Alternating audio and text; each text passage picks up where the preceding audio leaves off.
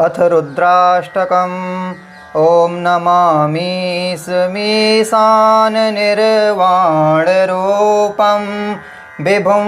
व्यापकं ब्रह्मवेदस्वरूपं निजं निर्गुणं निर्विकल्पं निरेहं चिदाकाशमाकाशवासं भजेऽहं निराकारमोकारमूलं तुरीयं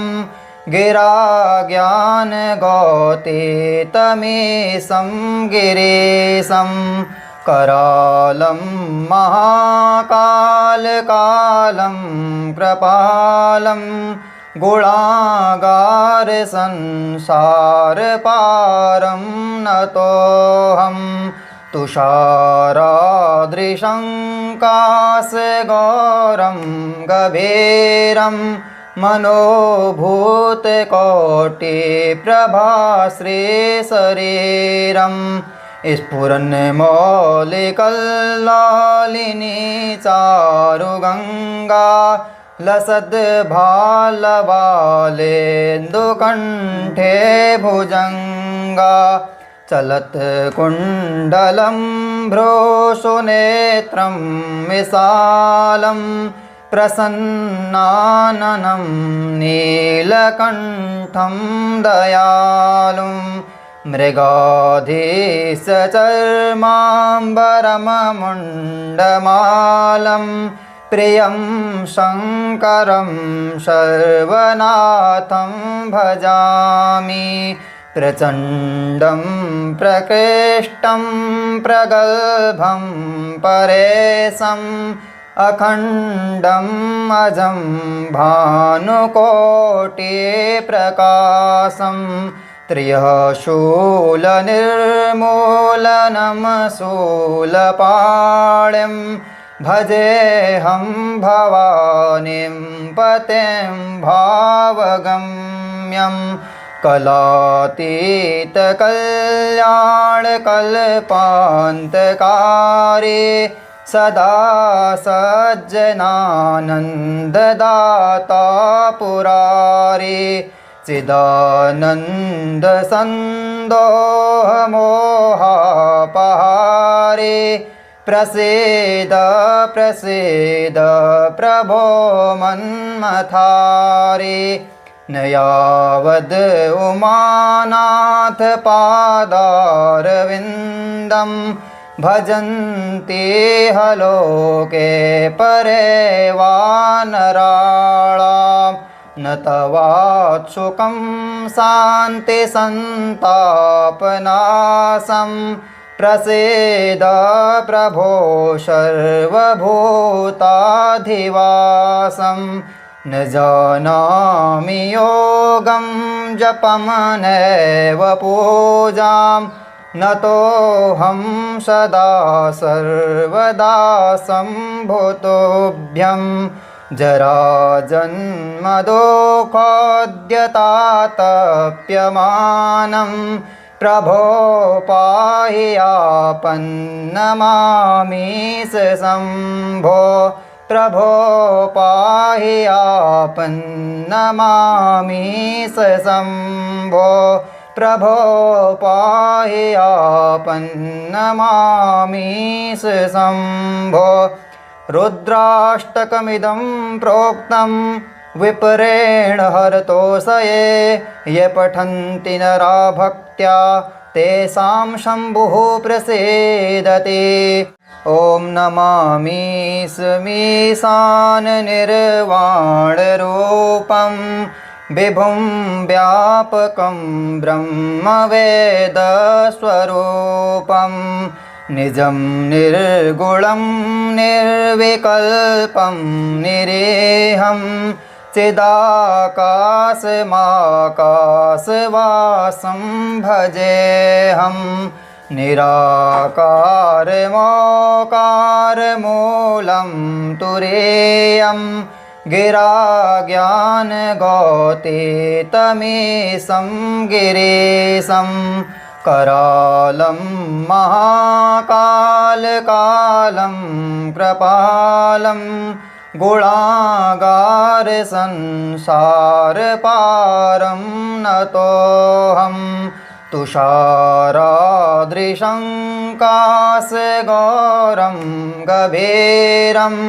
मनोभूतकोटिप्रभाश्रीशरीरं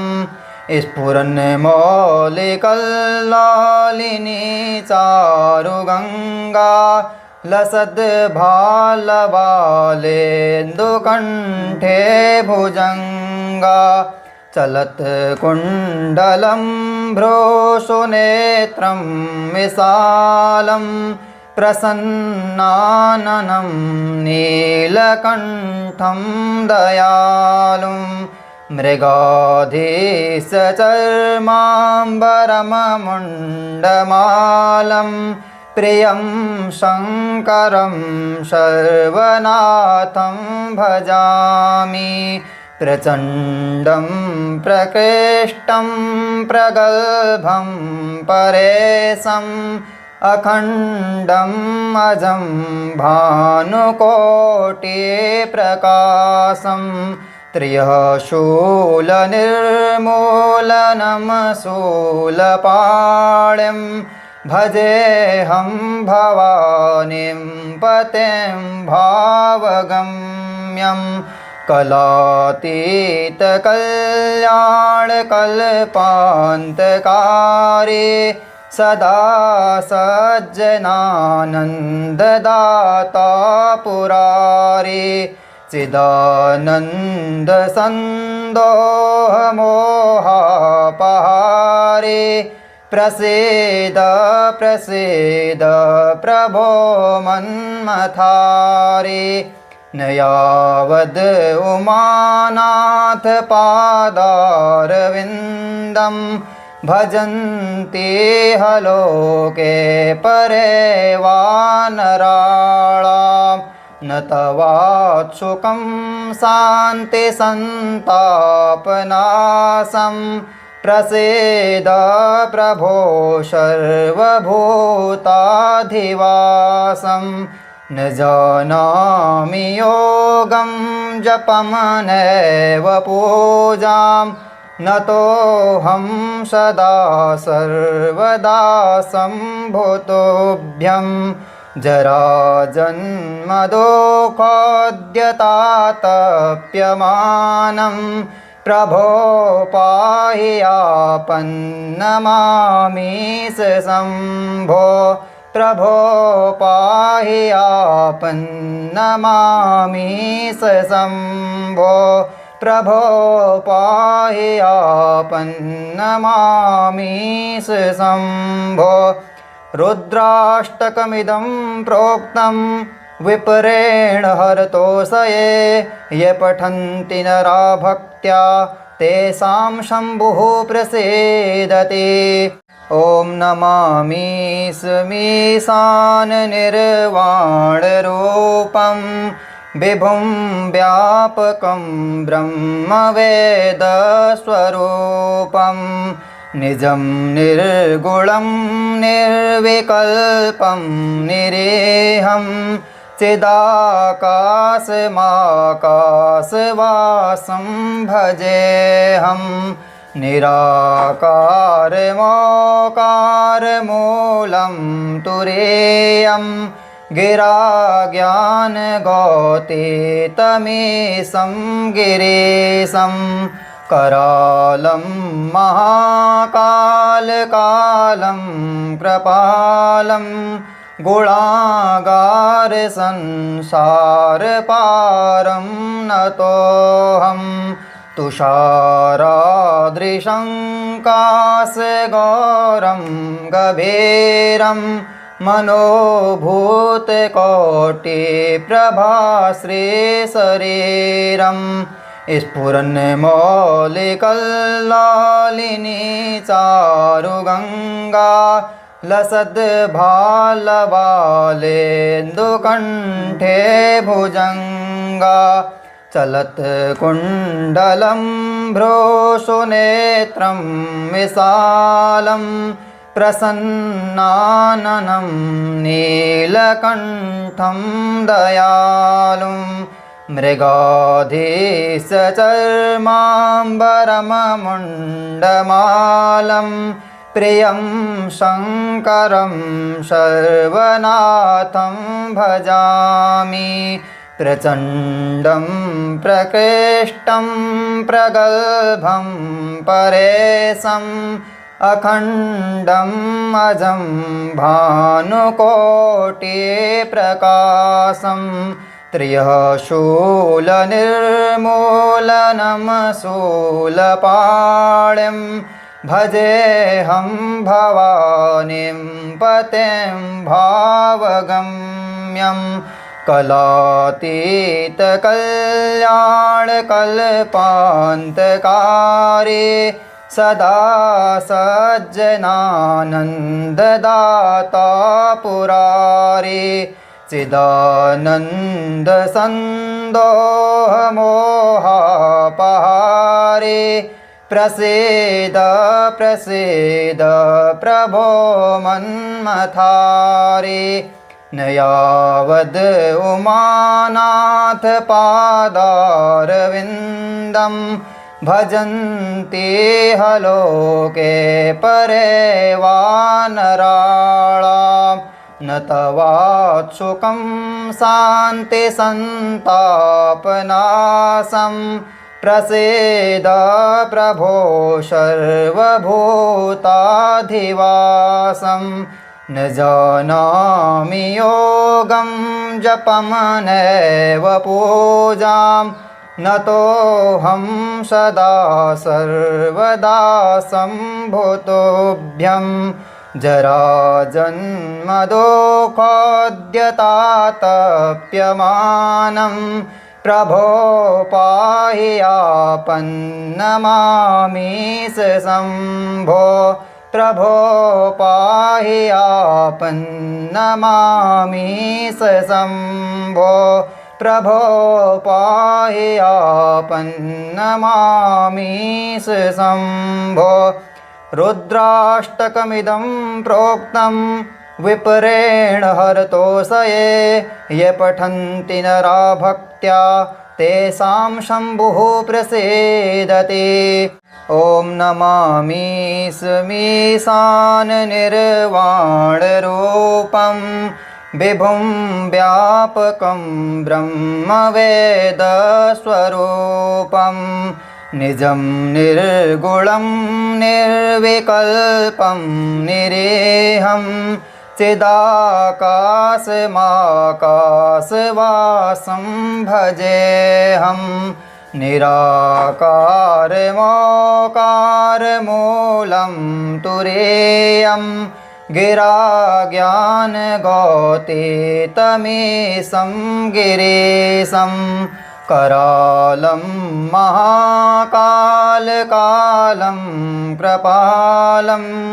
गुणागारसंसारपारं नतोऽहं तुषारादृशं काशगौरं गभीरं मनोभूतकोटिप्रभाश्रीशरीरं स्फुरन्मौलिकल्लालिनी चारुगङ्गा लसद्भालवालेन्दुकण्ठे भुजङ्गा चलत्कुण्डलं भ्रूसुनेत्रं विशालं प्रसन्नाननं नीलकण्ठं दयालुं मृगाधीशचर्माम्बरममुण्डमालं प्रियं शङ्करं सर्वनाथं भजामि प्रचण्डं प्रकृष्टं प्रगल्भं परेशम् अखण्डम् अजं भानुकोटिप्रकाशं त्रियः शूलनिर्मूलनं शूलपाणिं भजेऽहं भवानीं पतिं भावगम्यं कलातीतकल्याणकल्पान्तकारी सदा सज्जनानन्ददाता पुरारी चिदानन्दसन्दोहमोहापहारी प्रसीद प्रसीद प्रभो मन्मथारी न यावद् उमानाथ पादारविन्दं भजन्ति हलोके परे वानराणां न तवात्सुकं शान्तिसन्तापनाशं प्रसीद प्रभो सर्वभूताधिवासं न जानामि योगं जपं नैव पूजां न तोऽहं सदा सर्वदा सम्भुतोऽभ्यं जराजन्मदुःखोद्यतातप्यमानं प्रभो पाहि आपन्नमामीश शम्भो प्रभो पाहि आपन्नमामीश शम्भो प्रभो पाहि आपन्नमामीश शम्भो रुद्राष्टकमिदं प्रोक्तं विपरेण हरतोषये ये पठन्ति नरा भक्त्या तेषां शम्भुः प्रसीदति। ॐ नमामि स्मीशाननिर्वाणरूपं विभुं व्यापकं ब्रह्मवेदस्वरूपं निजं निर्गुणं निर्विकल्पं निरेहं चिदाकाशमाकाशवासं भजेऽहं निराकारमोकारमूलं तुरीयं गिराज्ञानगौतीतमीशं गिरीशं करालं महाकालकालं कृपालं गुणागारसंसारपारं नतोऽहं तुषारादृशं काशगौरं गभीरं मनोभूतकोटिप्रभाश्रीशरीरं स्फुरन्मौलिकल्लालिनी चारुगङ्गा लसद्भालबालेन्दुकण्ठे भुजङ्गा चलत्कुण्डलं भ्रूसुनेत्रं विशालं प्रसन्नाननं नीलकण्ठं दयालुं मृगाधीशचर्माम्बरममुण्डमालं प्रियं शङ्करं सर्वनाथं भजामि प्रचण्डं प्रकृष्टं प्रगल्भं परेशम् अखण्डम् अजं भानुकोटिप्रकाशं त्रियः शूलनिर्मूलनं शूलपाणिं भजेऽहं भवानीं पतिं भावगम्यं कलातीतकल्याणकल्पान्तकारी सदा सज्जनानन्ददाता पुरारी चिदानन्दसन्दोहमोहापहारी प्रसीद प्रसीद प्रभो मन्मथारी न यावद् उमानाथ पादारविन्दं भजन्ति हलोके परे वानराणां न तवात्सुकं शान्तिसन्तापनाशं प्रसीद प्रभो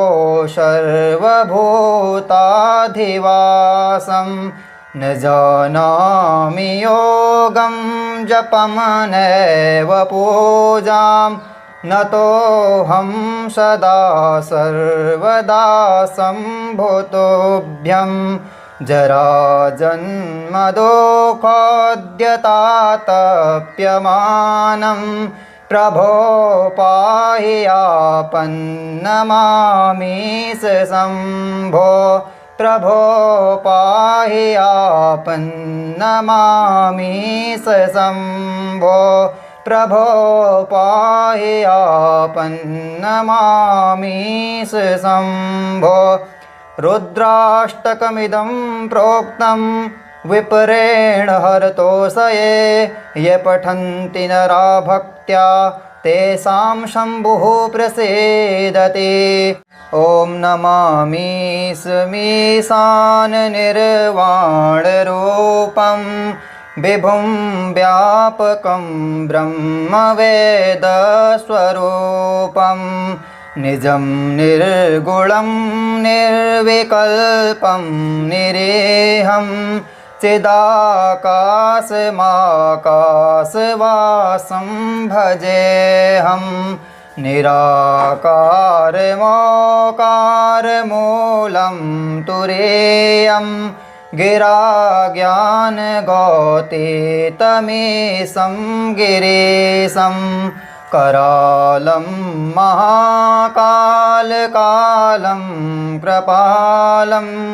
गुणागारसंसारपारं नतोऽहं तुषारादृशं काशगौरं गभीरं मनोभूतकोटिप्रभाश्रीशरीरं स्फुरन्मौलिकल्लालिनी चारुगङ्गा लसद्भालवालेन्दुकण्ठे भुजङ्गा चलत्कुण्डलं भ्रूसुनेत्रं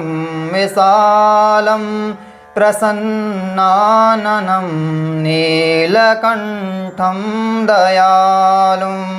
मृगाधीशचर्माम्बरममुण्डमालं प्रियं शङ्करं सर्वनाथं भजामि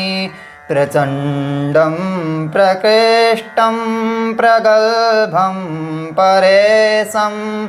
अखण्डम् अजं भानुकोटिप्रकाशं त्र्यशूलनिर्मूलनं शूलपाणिं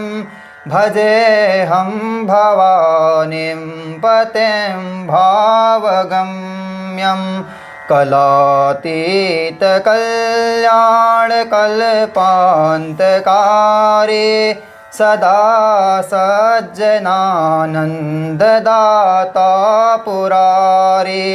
चिदानन्दसन्दोहमोहापहारी प्रसीद प्रसीद प्रभो मन्मथारी न यावद् उमानाथ पादारविन्दं भजन्ति हलोके परे वानराणां न तवात्सुकं शान्तिसन्तापनाशं प्रसीद प्रभो सर्वभूताधिवासं न जानामि योगं जपमनैव पूजां न तोऽहं सदा सर्वदा सम्भुतोऽभ्यं जराजन्मदुःखोद्यतातप्यमानं प्रभो पाहि आपन्नमामीश शम्भो प्रभो पाहि आपन्नमामीश शम्भो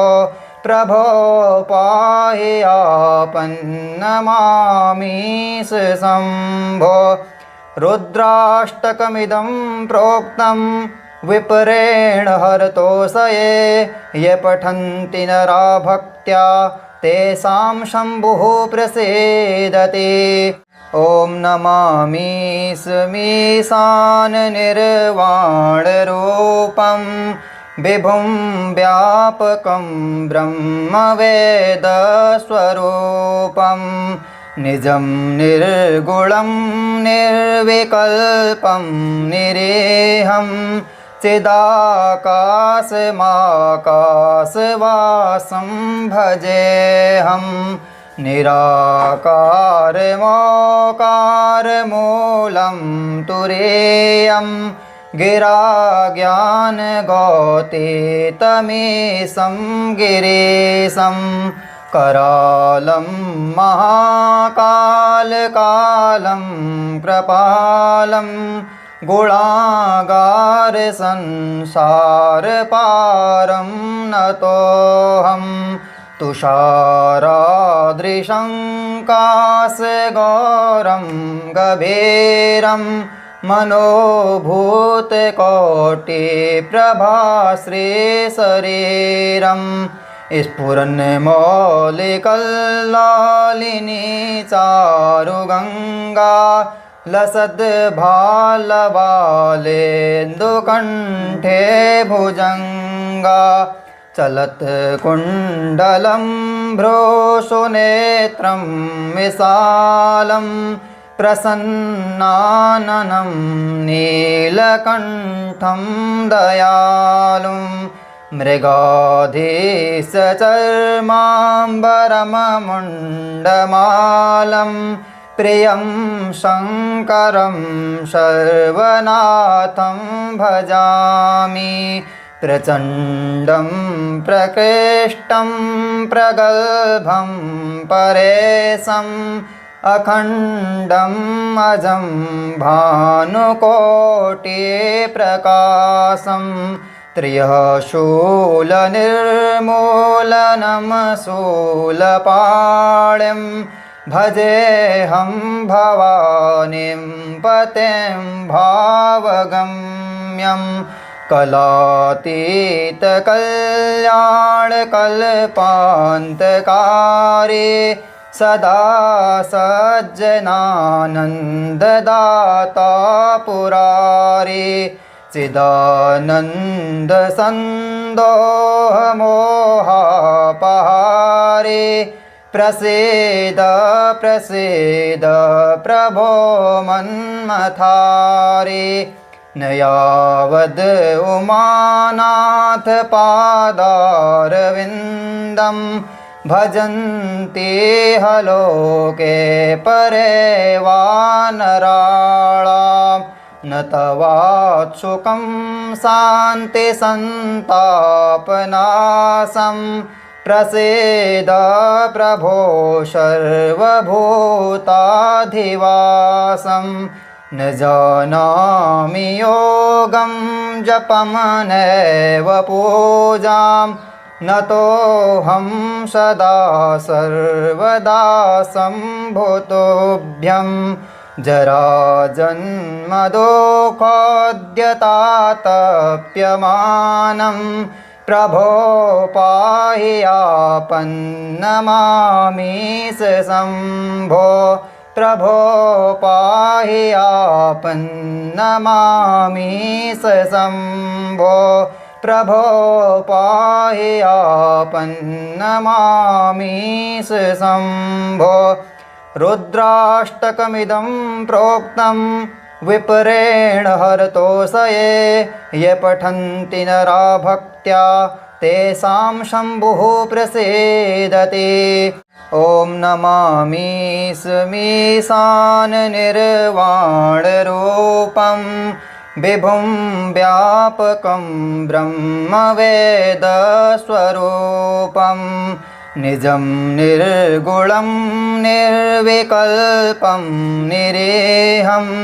चिदाकाशमाकाशवासं भजेऽहं निराकारमोकारमूलं तुरीयं गिराज्ञानगौतीतमीशं गिरीशं करालं महाकालकालं कृपालं गुणागारसंसारपारं नतोऽहं तुषारादृशं काशगौरं गभीरं मनोभूतकोटिप्रभाश्रीशरीरं स्फुरन्मौलिकल्लालिनी चारुगङ्गा लसद्भालवालेन्दुकण्ठे भुजङ्गा चलत्कुण्डलं भ्रूसुनेत्रं विशालं प्रसन्नाननं नीलकण्ठं दयालुं मृगाधीशचर्माम्बरममुण्डमालं प्रियं शङ्करं सर्वनाथं भजामि प्रचण्डं प्रकृष्टं प्रगल्भं परेशम् अखण्डम् अजं भानुकोटिप्रकाशं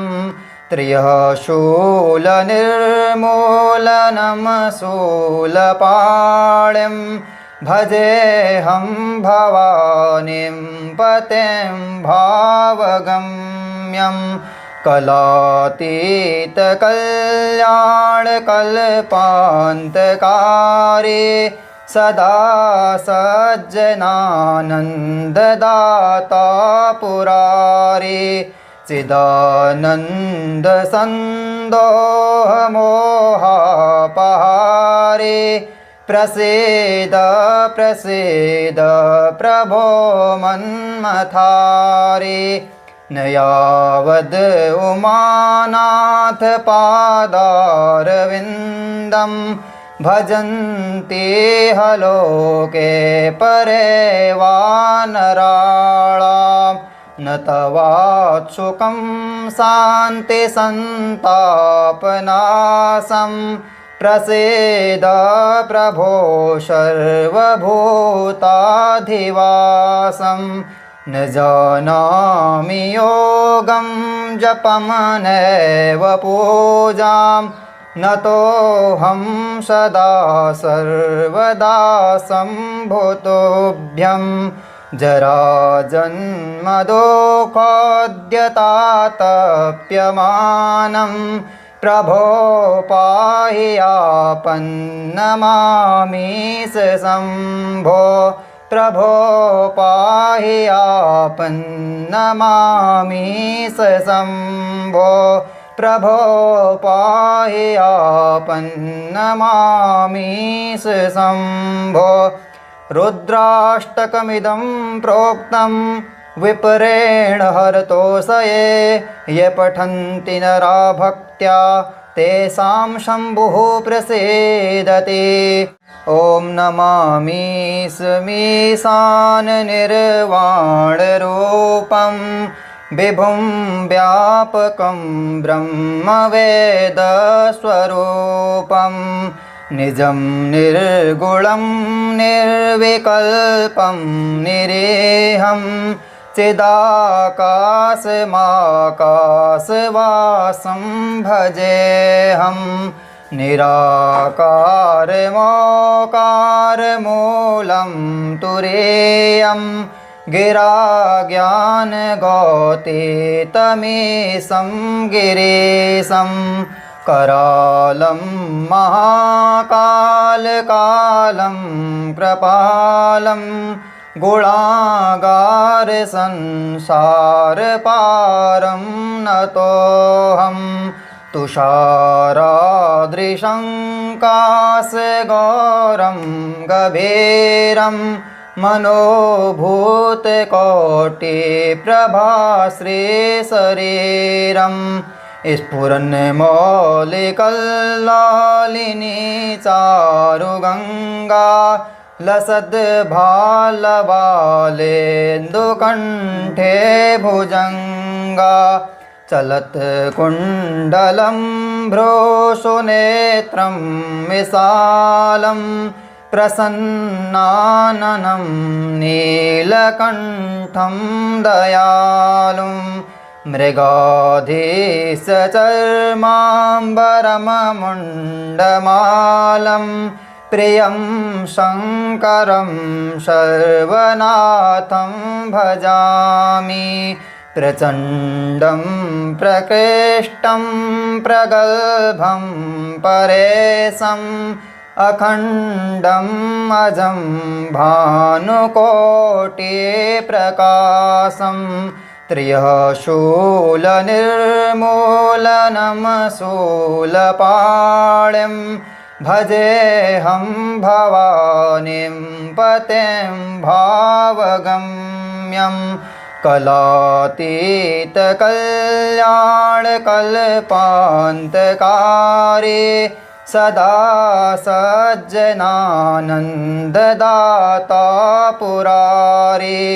चिदानन्दसन्दोहमोहापहारी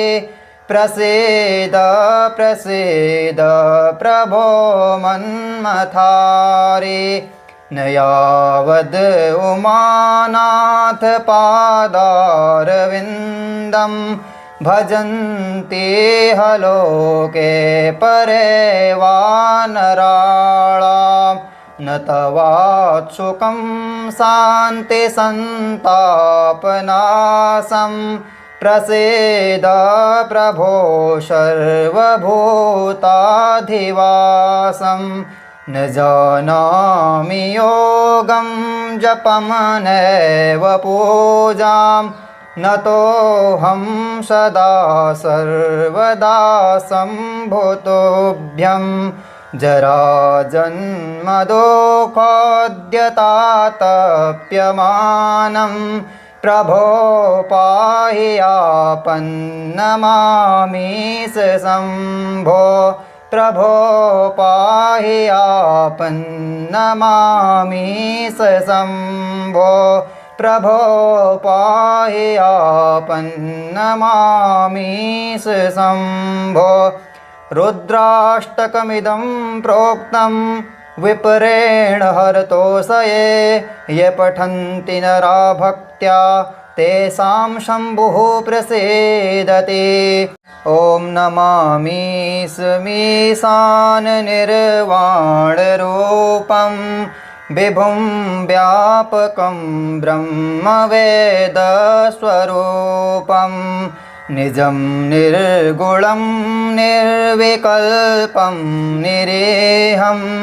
चिदाकाशमाकाशवासं भजेऽहं निराकारमोकारमूलं तुरीयं गिराज्ञानगौतीतमीशं गिरीशं करालं महाकालकालं कृपालं गुणागारसंसारपारं नतोऽहं तुषारादृशं काशगौरं गभीरं मनोभूतकोटिप्रभाश्रीशरीरं स्फुरन्मौलिकल्लालिनी चारुगङ्गा लसद्भालबालेन्दुकण्ठे भुजङ्गा चलत्कुण्डलं भ्रूसुनेत्रं विशालं प्रसन्नाननं नीलकण्ठं दयालुं मृगाधीशचर्माम्बरममुण्डमालं प्रियं शङ्करं सर्वनाथं भजामि प्रचण्डं प्रकृष्टं प्रगल्भं परेशम् अखण्डम् अजं भानुकोटिप्रकाशं त्र्यशूलनिर्मूलनं शूलपाणिं भजेऽहं भवानीं पतिं भावगम्यं कलातीतकल्याणकल्पान्तकारी सदा सज्जनानन्ददाता पुरारी चिदानन्दसन्दोहमोहापहारी प्रसीद प्रसीद प्रभो मन्मथारी न यावद् उमानाथ पादारविन्दं भजन्ति हलोके परे वानराणां न तवात्सुकं शान्तिसन्तापनाशं प्रसीद प्रभो सर्वभूताधिवासं न जानामि योगं जपमनैव पूजां न तोऽहं सदा सर्वदा सम्भुतोऽभ्यं जराजन्मदुःखोद्यतातप्यमानं प्रभो पाहि आपन्नमामीश शम्भो प्रभो पाहि आपन्नमामीश शम्भो प्रभो पाहि आपन्नमामीश शम्भो रुद्राष्टकमिदं प्रोक्तं विपरेण हरतोषये ये पठन्ति नरा भक्त्या तेषां शम्भुः प्रसीदति ॐ नमामीशमीशाननिर्वाणरूपं विभुं व्यापकं ब्रह्मवेदस्वरूपं निजं निर्गुणं निर्विकल्पं निरेहं चिदाकाशमाकाशवासं भजेऽहं निराकारमोकारमूलं तुरीयं गिराज्ञानगौतीतमीशं गिरीशं करालं महाकालकालं कृपालं गुणागारसंसारपारं नतोऽहं तुषारादृशं काशगौरं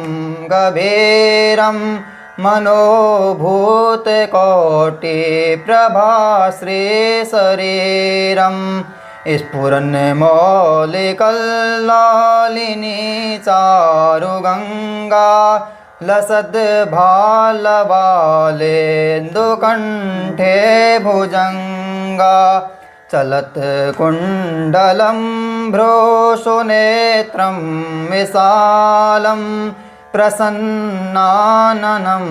नीलकण्ठं दयालुं मृगाधीशचर्माम्बरममुण्डमालं प्रियं शङ्करं सर्वनाथं भजामि प्रचण्डं प्रकृष्टं प्रगल्भं परेशम् अखण्डम् अजं भानुकोटिप्रकाशं त्र्यशूलनिर्मूलनं शूलपाणिं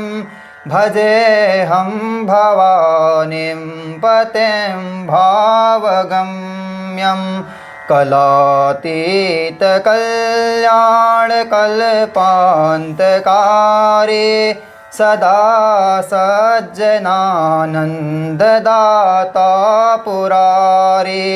चिदानन्दसन्दोहमोहापहारे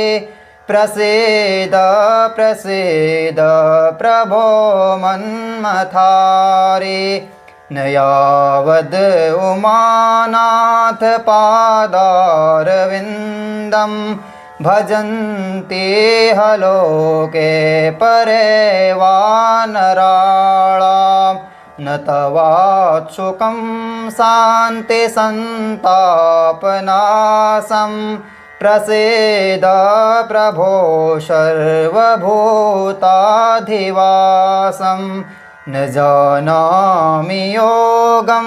जपं नैव पूजां न तोऽहं सदा सर्वदा सम्भुतोऽभ्यं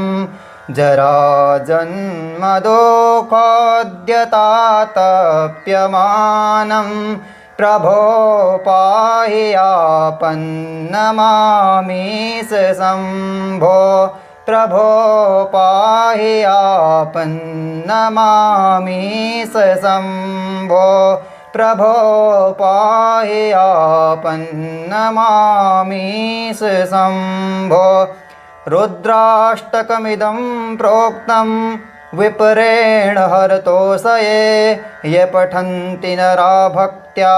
तेषां शम्भुः प्रसीदति।